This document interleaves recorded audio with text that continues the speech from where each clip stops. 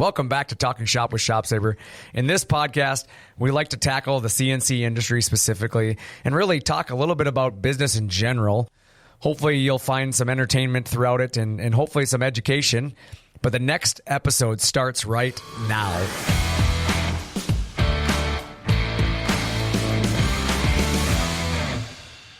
Thank you for joining us for another episode of Talking Shop. I am your host, Brandon Bombardo, here with Nick Peters. How's it going today, sir? Not bad, man. How are you today? If I was any better, I'd be you. Hey, there we go. Obviously, each week we try to keep you guys entertained while entertaining ourselves a little bit and bringing some light to all things CNC and business, of course. So this week, we're going to jump into our current events, and then we'll follow it up with some questions and comments that you've submitted. And then we have an audience question for you. And then our topic today is going to be called The Hidden Costs of Buying Import. Kind of excited about that one. And then we're going to jump into The Internet is Broken, followed up by Motivational Quote of the Week and our final thoughts. Sound fair to you, Nick? Sounds exciting. Sounds exciting. I'm looking forward to this week's episode. But yeah, it's time for some current events. The Vikings, man. 4-0. Let's go. Let's go. Did you know that the Vikings, I saw an interesting stat today. No. The Vikings point deficit this year is plus 54, which is also the same point deficit of the last time they were 4-0, which was 1998. And some people listening probably weren't even born then. Yep. You know what else is crazy about that stat? Both years we have a perfect kicker, too. Oh, boy. The ghosts of Gary Anderson live on. That's fantastic. For anybody who doesn't know what happened in 98, who doesn't follow the Vikings, is we had the most prolific offense in the NFL. We went, 15-1? Sounds right. Something like that. Randy Moss era. A million touchdowns. Yeah, him and Culpepper had a million touchdowns together. And then we got all the way to the NFC Championship game, one kick away from going to the Super Bowl against the Atlanta Falcons. And guess what? Ghosts of Gary Anderson, Mr. Perfect on the year, hadn't missed a field goal all year. Chip shot for him, misses it wide left. I was there and I cried. Were you at the game? I was there. Oh, my God. Senior year of high school with a bunch of buddies. Dude, I remember I was not there. I was at my parents' living room, and I also cried. There was nobody in the 60,000 people in that stadium that thought that was going to be missed. There's nobody, I think, that was a Vikings fan that was going to be. He was perfect on the season. The ghosts of Gary Anderson live on. So, like we said, Vikings are 4-0, but as a Vikings fan, it's hard to be excited when you see stats that are lining up with 1998. And we've all been down these roads of successful Vikings teams. Well, Minnesota sports teams in general. This is a Minnesota thing. It's just, yeah. My fantasy team returned to earth, though. It'll happen. I got blown out this week. Well, I can't win them all. Can't win many of them. Well, that's my fantasy team's theory. The luck wasn't on your side this week. It happens. We had zero luck. We definitely lost. Hey, man, I didn't look at my score until this morning. You won. Right, but I was ahead by 60 going into last night. Yeah, you only won by like 16. Won by 8. And I was watching the game and didn't even pay attention to the score. And Detroit got the ball back with like 7 minutes left. And I could have lost at that moment and wouldn't have even known. Yeah, it was awesome. It was not good. I was watching your score. I thought you surprised no one said a word. I thought you were going to give nothing it away. From you, nothing from Mike, and nothing from I was Chad, trying not to because I'm like, if he gives another one away at the end, he's going to not come in tomorrow. I may have thrown the remote through the TV. I don't get mad about fantasy football anymore, but that might have done it. Yeah, I don't get mad either. My team sucks. Might be the manager of the team. They're only as good as the foundation they're given. Right. Only as good as the foundation. Pete Rose passed away last night. Yeah, so did Dikembe Mutombo yesterday. I saw that. Chris Christopherson. Man. I'm just worried. Who's the third athlete that's going to die now? They always happen in threes. I know. That's unfortunate. Yeah, I know. But I just thought Pete Rose, man, that's a big one. It's really too bad they didn't put him in the Hall of Fame while he was still alive, man. I agree. Regardless of what he did. I agree. Still one of the best baseball players of all time. He never bet on his own team. Yep. And the thing is now MLB is making money off of betting. Right. So it's like you kind of have to like it's everywhere. It's everywhere. It's like the Reggie Bush thing. They gave it back to Reggie Bush. You know, they gave him his Heisman back. Like why are we not? Like you literally see live betting stats in stadium. Well, ones that aren't in Minnesota because Minnesota doesn't. But whatever. Right. But it's like it's what sports games are built on now. It's too bad.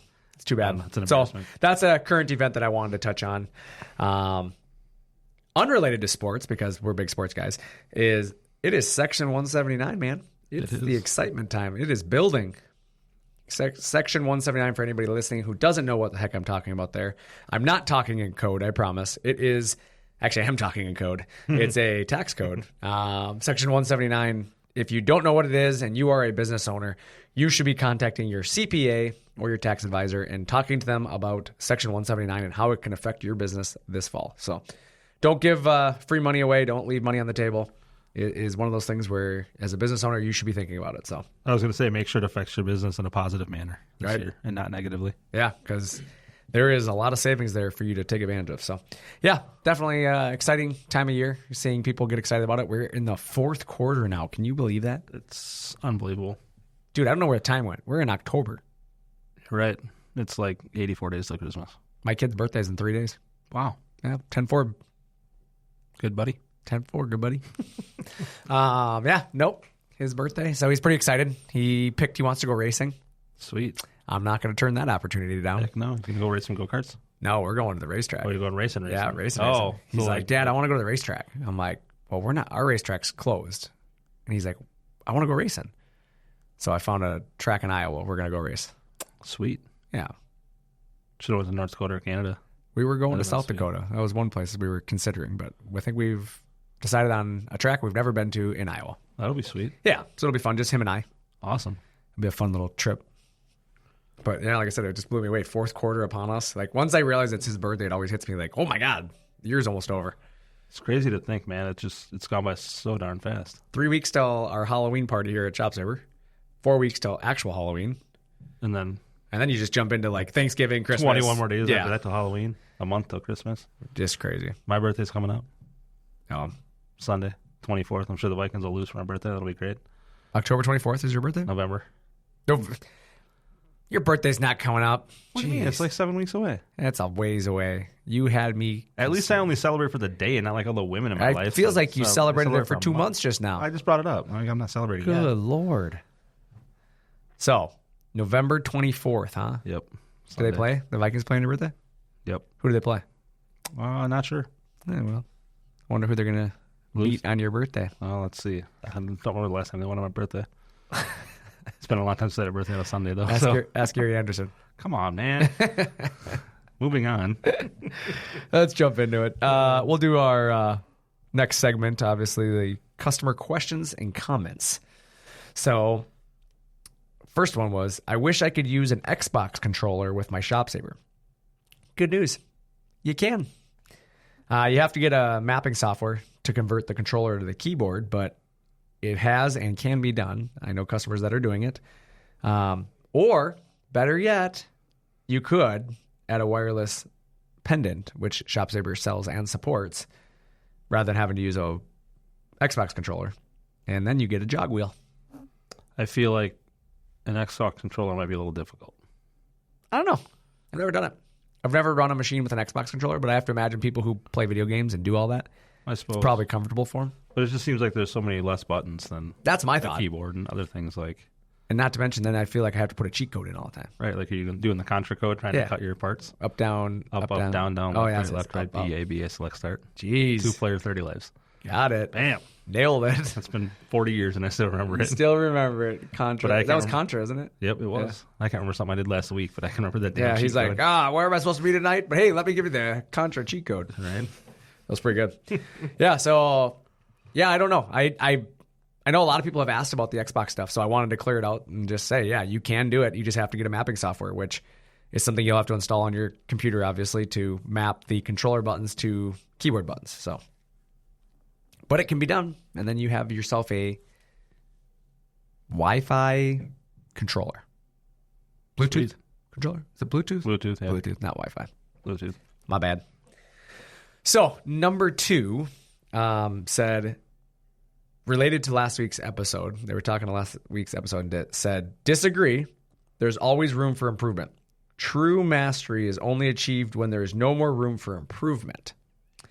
I agree with the statement that there's always room for improvement. I do agree with that. I do not agree with the statement that true mastery is only achieved when there's no more room for improvement. So the reason I say that is someone cannot be a master of something and yet still have the ability to continue to learn is what you're basically saying.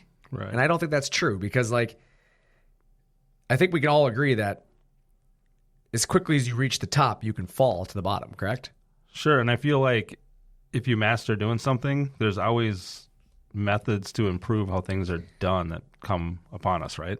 And that's what I mean is like, okay, as fast as I learn something and I get to the top and I'm the best at it, if I just quit learning, the technology, the whatever, whatever the thing is, the sport, the technology, the technique, whatever, it's going to change. The world changes. Correct. And as quickly as you rose to the top, you will fall to the bottom because you just didn't stay up with the times and the changes. 100%. So I don't agree with the fact that true mastery is only achieved when there's no more room for improvement because there's always room for improvement. Always. So then you're telling, with that statement, you're saying that nobody could be a master at anything. And I don't know that I could say that. I mean, I could say a guy who wins the Bassmaster Classic is considered a master. He's a Bassmaster. Close, yeah. And you can't tell me he caught all the fish. There's always another fish in the sea. There's always another fish. That is today's episode. There's always another fish in the sea. But no, I mean, I appreciate the dialogue, obviously. For sure. This is what I like about these episodes, when somebody's willing to just give me their opinion and throw it out there and say, hey, I disagree with you, which is good because I'm not against, having conversation on stuff, and I'm not always right. I mean, that's a good way. Saying you disagree is better than saying you're wrong. Yeah. And exactly. I agree with that statement. Sure, I'm okay with you disagreeing with me. And for sure. What I'm most appreciative is you disagreed and then explained why you disagreed. And just say, I disagree, and then yeah, exactly. Like, well, what do you disagree about and why? Like, I like this because I agree with you on a lot of what you said. I just think that there is a way to achieve mastery with room to improve still. Right. That's just my opinion. And my opinion's only worth what it's worth. And that's my opinion. So, but like I said, the world's always evolving. And for that reason, I think you are always learning. So no matter how good you are, you're never the best. Absolutely agree. You know what's crazy is we always say that. Like, no matter how good you are, you're never the best. Somebody's the best. Are they though? Somebody somewhere has to be the best in everything. There has to be like the best. I suppose. I mean, it might be for a split second, but they're the best at one moment. Somebody could always be better than the next day. Right, that's what I'm saying. It might be for a split second, but somebody's the best right now. Scotty Scheffler's the best golfer in the world, but some weeks somebody's better than him and beats him. That's my point. Yeah, so somebody's the best. We agree. We agree to disagree. But you're wrong. Okay. My next one, I like this one. I called this one out because this one's funny. We released a new video recently on a new ADA signage thing from Quill. Quill is the company that came out with this new, it's almost like a 3D printer, if you will, for ADA signage. And it's something we've worked with Quill on to bring to the fingertips of our customers.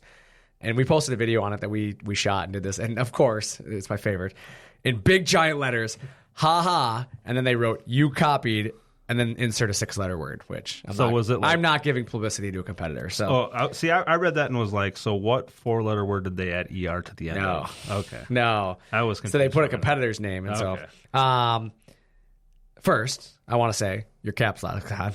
So you might want to turn that off. But honestly, when somebody responds this way, I don't even take it serious because clearly they've done zero research and they're just smashing their keyboard. I'm so angry. But the reality is we didn't copy anyone. There's one vendor that supplies everyone for this. So it's not copying. Everybody's using the same. Yeah, that'd be like everybody saying everybody's copying each other because they use the HSD spindle. Right. It's ridiculous sounding. Everybody uses the EcoCam knife too. So is everybody copying each other there? The laser systems, it's the vendor who provides the stuff. So first off, do a little research. You'll realize that nobody copied anybody. It's just we all are forced down the same avenue. And rather than reinventing the wheel, obviously this person has the technology, owns the rights to it. We're going to utilize it so our customers can benefit. Right. Because believe it or not, there's a lot of people out there who don't want to own import products. And so therefore, they would rather have that technology available on our machine. Right. So that is why we do it. It is a new ADA technology. It's awesome. Quill is a great vendor that we've been working with. Really enjoyed working with those guys so far. And obviously, we're proud to partner with them and bring some of this technology to the fingertips of our customers. So again, appreciate the comment, but don't run out of bait while you're trolling there, buddy. Because there's always more fish in the sea to catch. Always more fish in the sea. But we appreciate the content this week. It gave you something to talk about. So yeah, I don't know. That one I got a chuckle out of that one. So yeah, that's what I got. Do you have anything this week, or do we get them all? I think that's about it. Got everything this week. Yeah. This week's audience question: if your business was a superhero, what would its superpower be and why? I brought an answer this week. Did you bring an answer for your business? I did. What is it? I think it's just maybe not specifically to me, but I think business in general, if I had like a giant business, would be bravery. Bravery? Bravery, yeah. Oh, nice. Why? Just because I think, as we've talked about before, you need to be willing to take risks and get out of your comfort zone to be successful, right? Yeah, I agree. And then give up something good for something that can be better. I like it. I like that. I thought about this a long time. And it's funny, I wrote the question, and then I got done writing the question, and I'm like, now I got to answer it, because I don't even know the answer to this. Like, how do I answer this? But I actually did. I thought about it for a little while. And my answer is strength. Like, super strength. Yeah, for sure. And I say strength because of the people that we have working here. Like, the strength in numbers, correct? And we have so much experience within the walls of this building that the strength this company holds internally, and I don't mean like any specific strength. I'm just talking about like the ability to solve customers' needs, or the ability to take care of a customer, the ability to provide support and service, or to be able to build quality products. Like it's strength internally. Everybody being able to come together all the time for a common good. And it just takes a lot of strength to keep going, even during challenging times. And, days when people are feeling sick or feeling like they don't want to go to work or whatever, like this company just continues to push forward. Well, and I think it takes everybody to buy into that too, right? Like, you can't just have people that are like, oh, they're only, sending this to me because they don't want to deal with it, or they don't have the time, or whatever. It's like, we all just know, like specifically to us at ShopSabre, that we all have an area that we're really good in. Right. Not experts, because we can always learn more, right? Right. But we're really good in a specific area, and if we don't know the answer, we always know that there's somebody here that does, and we can get them an answer when they need it. I disagree. You guys are experts. I feel like we have a lot of expertise in this building. Maybe not out of, obviously, the number one in everything, but I feel like everybody is an expert in their area, and that's something we really pride ourselves on, is the parts department being really good at parts, and sales at sales, and support at supporting, and manufacturing. They have individual departments within the manufacturing, people who build specific components. So I feel like we do have a lot of experts in this place, and I'm very fortunate to be able to work with all you guys. But it goes back to strength. I would say we have strength in numbers, strength in experience, strength in all of the things we do for success. For sure. So strength is ours. So going back to the question, it is, if your business was a superhero, what would its superpower be and why? I want to hear the answers to this one this week, because I look forward to it. And then moving on, this week's topic, I want to jump right into it. It's the hidden costs of buying import. And honestly, in this episode, I wanted to uncover the often overlooked costs associated with imported products. And the reason I want to do that is from the current events that exist. And right now, one of the current events in the world is the port strike. Mm-hmm. There's a port strike going on. For anyone who doesn't realize that, there's a port strike going on. So importing products, the ports are shutting down right now. Didn't that happen at the beginning of or during COVID as well? It happened at COVID. Yeah, it happened during COVID. Well, I don't know that was a strike, to be honest. I think that was just because of everything going on. I think it was labor shortage. I'm not positive on that. I guess I'm not recalling that one. But I do remember there being a port closures. Sure. There was issues with ports, and it caused a lot of issues. And probably what it's going to. And I was going to say, I feel like it's just what's going to reoccur, because all of your import products have to go through a port. Right. And guess what never has to go through a port? American-made products, because right here they're being built, And granted, yes, there are import items that have to come in sometimes for certain products made in the U.S., but fortunately for ShopSabre, it has very little effect on us. We don't use the ports for a lot. But the one thing I wanted to talk about was that hidden cost of buying import that people don't think about, and it's the quality control issues to environmental impacts to, all of these things. And that's something I wanted to explore today. I want to talk about those hidden expenses that can affect your business and honestly your bottom line and reputation related to you choosing to buy an import product. And so I guess jumping right into it, while import products may seem cheaper up front as an option, right? It's a cheaper way to get into something. Yep. There are many factors that can drive up the real price you're actually going to pay. And what I mean by that, it's not always monetized. It's not the price in the terms of like financial, like dollar for dollar, right? Right. Initially, yes, you're probably going to save some money on an import product. I mean, I hope so. I hope you're not spending the same amount of money on an import product as you do an American product. Otherwise, you're probably passing up on some pretty easy decision making there. But the thing I always go back to is, why does this matter? Well, many businesses rely on imports. Obviously, there are people out there that they just rely on it. They have to have it. But understanding these hidden costs can save you from unexpected expenses and, honestly, headaches down the road. And that's the big thing we should touch on. And the first and foremost, the most important one to me that I like to touch on is quality control and product, right? Yep. Product defects, things like that. The one thing that you get with import products that people don't often realize is it's an inconsistency in the quality. Not every product being imported often has the same quality. Right. Especially the quality control they do is often not to the standards of what American product holds itself to. Yep. And so, yeah, you might import something and get 3 of them right, but your 4th, 5th, and 6th end up being wrong, Yep. And that's what blows me away is, how a lower, production standard can be acceptable by so many. Like, they're truly a lower standard. They do not, import products generally don't hold themselves to the same standards that somebody who's building something for you custom is going to hold themselves to. Right. And I feel like the only thing people look at sometimes is the initial cost, right? Right. And not the cost of replacing something 5 times, or the downtime it causes in your business, or the projects that you put out that aren't up to quality because you use subpar materials to make them.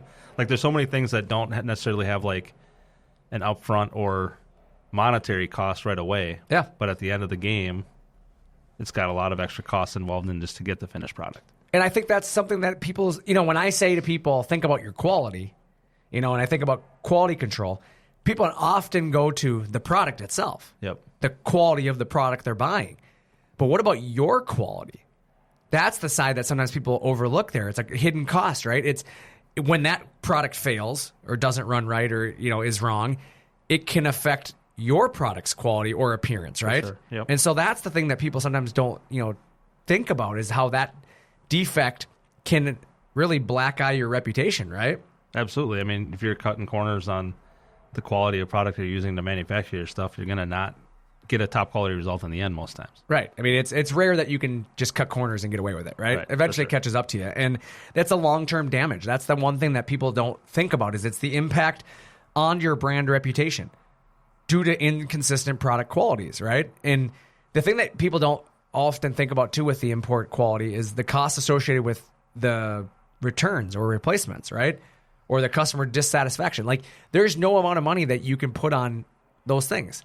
Right, because then you have to replace something you sold to somebody once, and now your margin is going to nothing because you've now made this thing for them 4 times because the first 3 didn't work. And that's my point being, is a lot of times, like, your margin profile isn't thousands, right? You're not talking about like, I make 1,000% more because I imported it. No, many times it's like you made 20% more, 30% more. Now, granted, yes, there are some products out there that people make stupid margin on and get away with it, and it's almost criminal. But those are few and far between. The vast majority of what you're saving as a consumer isn't as much as you think it is. No. And I think that's where people lose track of that quality, right? They're only saving 20%, maybe 30%, right? Well, and again, I think it goes back to people just look at that initial cost, right? Right. And they feel like paying, let's say $30 for something 3 times as opposed to $90 for something once. Right. For somehow makes them feel like they're saving money or it's cheaper. Well, I hear that so many times from people when they're buying something cheap and they're like, I can buy 3 of them for the price of buying one of those. So you're going to force yourself to buy 3 of them versus just buying the one that you're going to be happy with? Yeah. I just don't understand that thought process behind it. And then obviously the one that's catching up to everybody right now that everybody overlooks. Everybody overlooks this when they're initially importing a product because nobody thinks about the costs of shipping and logistics and all of that because it's just part of the business, right? But what happens when shipping costs are on the rise? Or, customs and duties and tariffs. Tariffs is a big topic right now. Yep.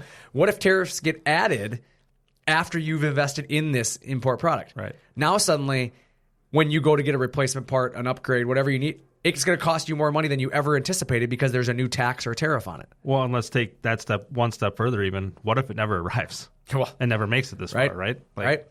What if they outlaw it? What if they, and I don't see that happening all the time, but there are certain products that, they can say, hey, you know what? No, we are not going to allow people to bring in raw materials anymore. Yep. There's certain things that have been outlawed. What if they do that with the raw goods that you're buying? That you've already been waiting 6 weeks for, and now you just can't flat out get it. Then what do you do? Or what if it gets turned away at customs? I mean, it can happen. And you've planned your work based on it getting here in the time that they said it was going to be, or knowing where it's at, and then all of a sudden you don't have it. What do you do? The thing with customs that people don't always think about is there's a lot of paperwork involved. Yes. And if you get, it. We've had to do it obviously for importing to other countries. Yep. And if you get something wrong, it gets turned away. Yeah, like one letter can be wrong. And then you have to deal with the customer being upset because you messed up the paperwork that they assumed you were doing right. Correct. So there's just so much that goes into it that can cause so many headaches that you don't really think of, and it's minor little things that can cause giant headaches. Yeah, or like in this case, now we got a port strike, so the ports are shut down. So your products are floating off the coast on a boat, waiting to get unloaded. Meanwhile, your business isn't stopping. Right. It shouldn't be, right? You're trying to keep business going, but now you don't have a product to sell, or you don't have a product to utilize, or in the case where people buy CNC machines, import, and then their machine goes down and they need a part and they import it, and now suddenly it's sitting off the coast of wherever. Right. Sitting on a boat being off the coast of California. Rocked around, bounced around. Who knows what's happening to it while it's sitting out there riding the storms out, right? Right. Who knows what you're going to end up getting once it arrives. Well, there's just so many limitations. Like the other thing that you think about is the delays in shipping related to stock shortages, right? We've seen that obviously during COVID when stock levels were low. It runs, even big companies like Mitsubishi had a problem with that. You run into a situation where trying to bring things in, it causes you loss of sales and loss of, satisfaction to your customer. And then you talk about the port strike as we're talking about here. And this is something that, how long does it go on for? Is it a quick resolution or does it go on for months? Nobody knows. You don't know. Exactly. And now you're sitting here with a company dependent on something that you can't get. Right. And have no idea when you're going to get it. So what do you do? Just put your entire business on hold waiting? Yeah, okay, we'll get there eventually. Yeah. And then you have to think about the warehouse causing, costs, additional costs for storing bulk items. Because a lot of times when you buy import, especially if you're buying as an example, let's just use a fastener, right? Let's say you buy a fastener. They're not going to sell you 10 fasteners. Right. They're going to be like, to buy from us, you need to buy 10,000 of them. Yep. Where do you put them? Right. And that's the thing is you have to start thinking about storage and the clutter and, minimizing, your waste, of course, because the other thing is if I order 10,000 of something now, guess what? I can't change the design. Right. Because I have 10,000 of these things I got to get rid of. Yep. So your minimum purchase requirements or shipping delays because of bulk ordering. Hey, we only have 1,000 of them, but you order 10,000, there's certain things that do limit you on what you can and can't expect from that. Absolutely. And then, of course, something that I think is often overlooked too, and it's something that I really think about, is it's just an ethical and environmental consideration. And from an environmental impact, your carbon footprint. And I know there's people out there like, who cares? But you have to think about it. Yeah. I'm a race car guy, okay? I'm not saying that my carbon footprint's perfect, right? Okay? Right. Not saying that at all. But the point goes back to is, your long distance shipping and everything else that goes into the cost of, fueling those ships and everything you're doing versus doing it in the United States. There's a cost associated with that. Nobody ships something from overseas to here for free. Well, it's easy to, like you said, it's easy to minimize those things that are unneeded and unnecessary, right? Right. And then, obviously you have to think about the cost of complying with environmental regulations. Certain importing products, there's fees and tariffs and things that go along with that. But there's also environmental impacts, environmental waste and things like that. So, and then you have to think about, honestly, one of the things is labor practices. It's something that is something I think we overlook here in the United States sometimes because we have a lot of labor laws and a lot of, things that are taken into consideration. But the reputation risk of importing from countries with poor labor standards is something you need to think about. For sure. The potential backlash from consumers prioritizing their ethical sourcing, do you want to be associated if your vendor comes out and says, hey, they've been doing this, to 6-year-old kids, how does that look on your business? Right. There's a lot of people that'll just flat out not use your company if they know you're doing that. And I hope that's true, because to me there should be some standard of ethics there. But the other thing about total cost of ownership, right? Beyond the price per unit, right? You got to look beyond that. But calculating the true cost of importing products, factoring in that logistics cost, the quality control, the reputation, all of that has a financial burden that doesn't come easily calculated, right? Yep. Because initially, the product might work and it might be the greatest thing you've ever bought, right? And you're like, oh, I shaved $1,000 and I'm the smartest guy ever. And then in a year, when it breaks down and now suddenly it's the costs that occur after the fact that now, did you remember the $1,000 you saved? Because take this out of your 1,000 and keep adding it up. And now a year later, and now in 3 years, you're in the red. For sure. You didn't save 1,000 anymore. You're spending 1,000, and you still don't have the quality of the local support and the local, product. So now you spent more, right, to get less. Correct. When you could have just bought it up front. And that's why local sourcing and higher quality suppliers may offer better long-term solutions or value. And that's the part that people miss. It's not about the fact that you should buy from America because I said so. No, it's you get so much here that I don't always think people think about. You do spend a little bit more. There's no doubt about it. The American products generally do cost a little bit more, but they're not as bad as they used to be. I mean, really, in today's world, we've had to, as an American company here, we've had to get aggressive. Yep. We have to tighten our margin profiles. We have to be able to stay competitive. Really, we understand people are not going to pay double for their price. Right. We know this. So, yes, maybe in the first early years when people were buying products at pennies on the dollar and then they were price gouging. But nowadays, like the access to the import stuff is, everybody has access to buying things from overseas. So we have to be conscious of pricing things appropriately to compete against those prices. For sure. And I think nowadays it's easier to find out the truth behind that stuff. Like, there's a lot of cool 20 years ago, like you couldn't necessarily have that information at your fingertips, right? To find out what is actually made here and what's not. What I think is funny is there's still sales guys out there, and I run into it in our industry. There's still sales guys out there that I don't think that realize that. Because they straight up lie. Right. Like, oh yeah, we're American. And I can literally show them the shipping document, showing the container that it came in with the shipping number, the date, the time, everything that it went through the port. Well, and I think the problem is too that a lot of people, well, I shouldn't say a lot of people, but there's still people that just listen to that and don't do the research and are just lazy and don't want to. I don't even know if it's lazy. They're just too busy. I suppose that's fair. They're too busy to deal with it, and they have to take it for face value. And in today's world, like, that's the problem, is unfortunately there's so much information available at your fingertips that what part do you dig into? I mean, the one that gets you your best answer. Right. That's my thing, is I try to find out, as much as I can that, it's going to help my business, especially when it's a business decision. I'm probably less finicky when it comes to like consumer products that I don't necessarily have to depend on. Right. But when it comes to my livelihood, my family's livelihood, the business, the well-being of our employees, the well-being of our customers, I take those decisions a lot more serious there, right? 100%. And I think, imports might seem like a cheaper solution up front, but obviously you got to think about hidden costs. And from a logistical to quality control, it can quickly add up. I mean, it's just something that you need to think about. And, so the only thing I ask, from this episode is really, next time you're considering an import product, think beyond the price tag. Look beyond the price point. Think about what it takes long-term to operate whatever it is that you are purchasing. Absolutely.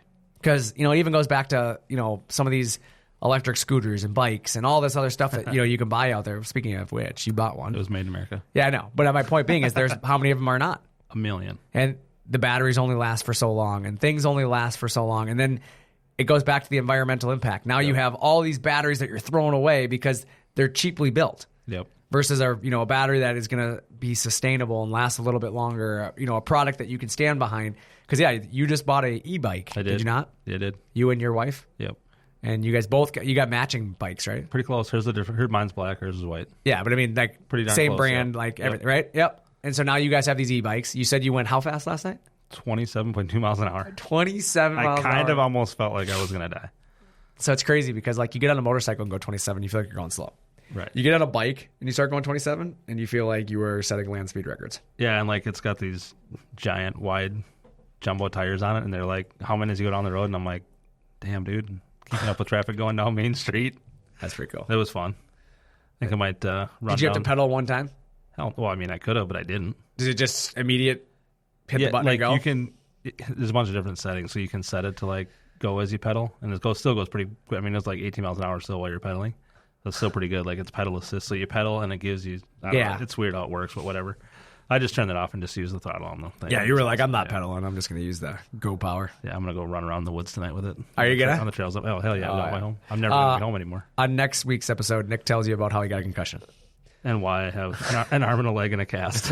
And using a wheelchair to get around. But my point being is, what I loved about this statement is you said you knew where that product was made. Yep. It was something that was important to you when you started looking at it. Absolutely. And I thought that was cool because I'm going to ask the question, as an employee of ShopSabre, when you got here and you started working at ShopSabre, you became affiliated with our products and you became familiar with our passion behind the American-made aspect. It's the first thought that came into my head when we started talking about this is I never, ever would have looked at anything or given a crap until I started working here. It never really was, like, it wasn't a thought. Like, I didn't care. Correct. And I think that's how a lot of people are. Like, it's not out of spite. They're not like, I'm not buying American. Like, they just don't think about it, don't care. Don't know and don't care and don't take the time to know. What I find funny is my 10-year-old, Caden. Yep. He looks, when he buys stuff, when we go to the store, he looks to see where things are made, all the time. Yep. And I think it's funny because of the fact that he, has grown up in my household where it's important to us, and I've taught my kids that it's something to look into. And so it's funny that as a 10-year-old, he understands this mentality where some of his friends don't give a crap. No, right. And it's funny because something breaks, something will break at the house, and he'll be like, "That's what you get for China."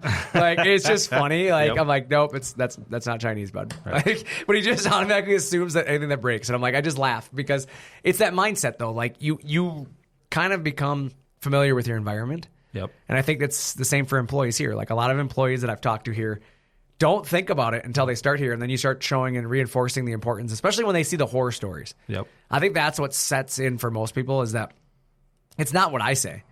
It's when the customers call and tell the stories about they had a import product and it didn't work and left their business hanging, or the bad situations they've been put in because of buying cheaper equipment. It makes you as a consumer more aware of it. 100%. And like being in my role, I get to hear a lot of those stories and like hear from people that, when I check in with customers that they're like, oh my, compared to what I used to have, like this, it's crazy. Yeah. I wish I would have done this forever. Just hearing those things and like hearing people actually say it really opens your eyes and makes you realize that there is actually a difference. We got an email this morning from a customer, and he said he bought 2 previous machines from another competitor. I think he said he spent $180,000 or something like that. Maybe were you a part of that email? No, but I heard about it. I heard him talking about it. But yeah, so a customer spent like $180,000 on 2 competitors' machines, and they now bought a third machine, but bought a ShopSabre this time. Yep. And openly admitted that they wished that they would have gone this route the first time. And it's crazy when you think of like, just because they spent more money didn't make it a better product. Right, for sure. Like they spent $180,000 compared to our machine, which was sub $70,000 that they ended up with. And they're happier with the service and support and what they've gotten here at ShopSabre. But the difference being our machine is built here in the United States, where that other one was imported from, obviously a well-recognized country. Mm-hmm. But the difference being is it saved them almost $100,000, but because of local support and service and, obviously our attention to some of the little things that we do. And again, we don't pretend to be a $200,000 machine. Right. We do things specifically our way and try to keep the costs in line to compete against these import products. But for the vast majority of our consumers, it's a better tool for their business. Absolutely. And so, like I said, it kind of goes back to that, the hidden cost is, it's not just about like, hey, this, it comes from Italy, it comes from Germany. That doesn't always make it a better product for you because, yeah, it might be a good quality product, but how's the service? Right. How's the support? Or is it actually what you need to do what you're doing? What happens when something goes down in the middle of a workday and obviously it's 3:00 here, but it's, evening over there? Well, I have to talk to them the next day. And that's my thing. So what does your business do? Just shut down? Hey, guys, go home. Machine's broke. Right. I mean, what else do you do? But that's my point. Like, there's just, you have to think about that. And I think that's the thing about importing that people lose track of is it's those hidden costs that are associated with making those decisions. For sure. So, again, it's something to think about, as you start thinking about automating your businesses, especially here, Section 179 is upon us. People are spending money right now to save money on their taxes. We just did a financial calculator. And based on a standardized tax bracket, now everybody's different. So talk to your CPA, a little asterisk here. These numbers are just rough guesses. But we did it based off of a $60,000 machine. It was like a $20,000 savings on Section 179. So basically a third of the cost of the equipment goes back into your tax savings. Sounds like a pretty smart decision to me. To me, it makes financial sense to not have to write that check to the IRS. So. For sure. But yeah, so anyways, that's what I got for this week's episode. Obviously, just want to jump into the next section here, which obviously for me is, do you have an internet is broken thing this week? Not other than it's still broken. Yeah, it's still broken. Internet's always broken. The one that I want to just use is the one from earlier when we talked about caps lock, smashing the keyboard. Yeah. That to me is what's wrong with the internet. Just, do your research, be willing to have a professional conversation. In today's episode, we kind of aired two different ways of expressing yourself. One is, I disagree, here's why, let's talk about it. And then one is big caps lock, smash buttons, right. Try to rile everybody up. Like there's a right and a wrong way. You're wrong, period. Yeah. You're wrong.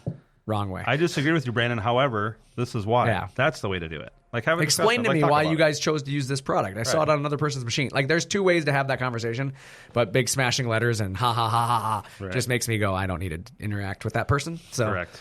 Yeah, that is why the internet is broken. And I hope people listening, everybody sees these kind of posts on Facebook and Instagram and every other possible solution out there. I hope that we can all as a society begin to ignore those people. Just move on, give them zero attention so they realize it doesn't work anymore. Because the only reason people do it is because they got a rise out of somebody at one point. They get a reaction. If you don't give them one, they're going to quit. Yeah, they got to quit one day. So, but yeah, that's what I got for that. For the internet's broken. Like I said, not anything too exciting other than the story I told you earlier, but my personal favorite now. This week's motivational quote. Don't worry about failure. You only have to be right once. That was Drew Houston. And I love that statement because it's the truth. Yep. Don't worry about the failure. You only have to be right once. It's okay to be wrong over and over and over because when you're right that one time, that might be the biggest thing that happens for your company. Absolutely. You know how many business owners have failed at business before they hit it big? Every single one. Every one of them. I've rarely heard of business owners who their first idea was the one that took off and made them. And if it is, they got lucky. Yeah. And that's what we're going to talk about next week's episode. We're going to talk a little bit about, businesses that are built for a quick profit versus businesses that are built for change or sustainability. Right. And so I'm excited about that episode for next week. But this just made me think it's a good motivational quote for the week is don't worry about your failure. You only have to be right once. For sure. That's a good one. Yeah. Final thoughts. Let's jump into it. What's your final thoughts for today, Nick? There's a lot of fish in the sea. Don't run out of bait while you're trolling. Lots of fish in the sea. Don't run out of bait while you're trolling. I like it. My final thought is be conscious as you go into this holiday season. As you go into the end of the year, it's spending season is what I always call it, right? The fourth quarter is spending season because we all get ready to buy Christmas gifts and all the family functions and all the stuff going on, the holidays. You're spending more money in the next 3 months than you do most of the year, yep. Whether it be for your business or your personal life. But I think it's being conscious of what you're investing in. Take the time to understand why you're buying what you're buying. Think about your taxes. Think about your business growth. What are you trying to accomplish for next year? And think about buying something that is sustainable, something that's going to last you. Not a quick hit product, not something that's going to necessarily get you by for a short amount of time just because you want to spend a little bit of money. But think about when you're investing is what labels on that product. Is it imported or is it American made? Is it going to be something that is going to be a burden on you in the next calendar year? Right. Make sure it makes sense. Right. Make sure it's something that's going to move yourself or your business forward. Right. Just make sure it's a ShopSabre is what I would say. For sure. Yeah, I think that's just the best. Buy a ShopSabre, not a lifted pickup truck that you can drive around and look cool in. Yeah, buy yourself a ShopSabre. I'm all good with that. I don't have the ShopSabre button anymore. We reprogrammed this thing, and now ShopSabre.com is not here. You beat me to it. So, but yeah, it's... I blame Alex. I'm joking right now for the record that I obviously don't just buy ShopSabre because I said so, but buy it because it makes sense for you. For sure. But, I think it's the truth behind what we stand behind. Obviously we are ShopSabre, so I'm going to plug us as much as I can. But the reality is, as a business, I hope that you do consider whatever you're investing in and why you're investing in it and how it's going to have an impact on your business for the future. For sure. So like we've said in this episode many times, like you said, not necessarily buying a CNC for business, but make sure you make the right investments and invest in American made stuff and tools and whatever else can help your business. Right. Yeah. And as always, we appreciate you guys tuning in every week, listening to these episodes. Each and every one of you are important to us as listeners. We really are just two dudes talking to each other across the table if you guys aren't listening. So we appreciate the interaction. Thank you for the emails, the comments, everything. We're excited to be back next week with another episode here. But with that, I'm Brandon. And I'm Nick. Thanks for talking shop with ShopSabre.